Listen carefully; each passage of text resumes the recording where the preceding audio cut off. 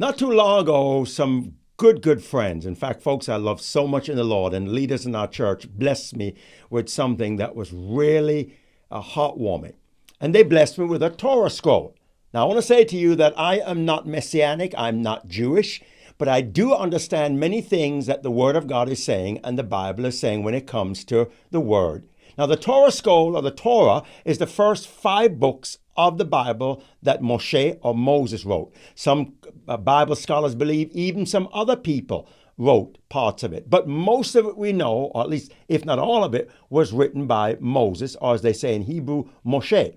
Now, an interesting thing about the Torah scroll, again, I'm not a Jew, I'm not a Messianic Jew, but an interesting thing about it is that the Torah scroll does represent Christ. Now, you don't have the complete Bible without all of the Bible. So this is the foundation. Don't knock anybody who has a Torah scroll or reads it, because why? It's the foundation. It's the beginning. In this, we go into the word, or the book Genesis, which is Bereshit. We begin to see the beginning. And then we have the other 4 books of the Bible, Genesis, Exodus, Leviticus, Numbers, and Deuteronomy. And those books begin to show what Moses was given by God, both from God and to the children of Israel. Now, a unique thing about the Torah scroll is, and if you look at it, and there are Hebrew connections to it, but I'm not going to go into that, but I'm going to share this with you, and you will see how this in many ways represents Christ today. I'm not saying that this is Christ. You're not going to hang this up and you're going to worship it. You're going to read what's in it, and that is the Word of God. It's the beginning and the foundation of the Bible. So here we go. Notice that there's a crown on each side because Christ is crowned king. Now, the Word of God says, using this example, this analogy, that we have the shield of faith.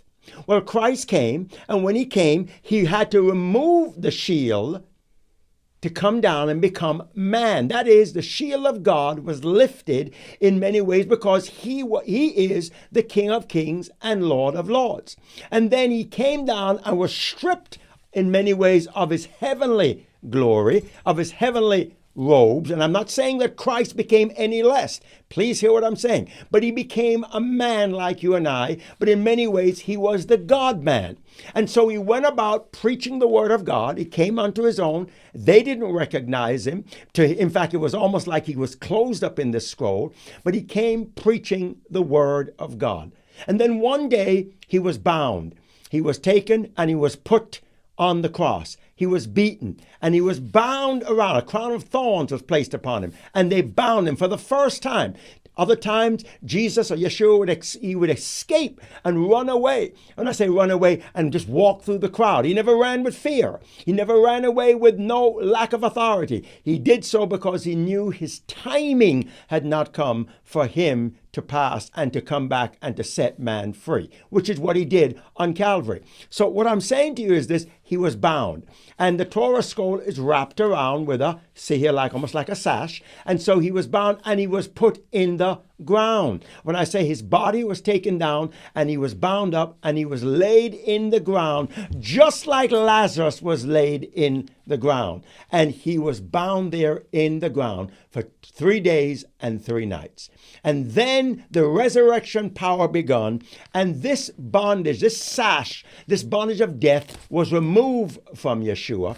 And then he came out of the tomb, the man of God, the God-man forever and ever, with the Word of God alive in him, because he was the Word, according to John chapter 1, verse 1. So now Christ is no longer bound. Now he has his heavenly robes. He has his garments of glory. He has his shield of glory. He has his crowns of glory. But he is the everlasting Word that's in our life. A unique thing about this is many Jews today who read the Torah, who don't know, have not accepted Mashiach or Christ who came as Mashiach yet, don't realize that when they go through this process every time, they are showing that Christ came, the Mashiach came, and is coming back again to redeem us from all death, all disappointments, all confusions, all power. Because why? He is the Word of God. That, my friend, is the glory of God in our lives. Thank God for his word, and may we ever live by it forever and ever.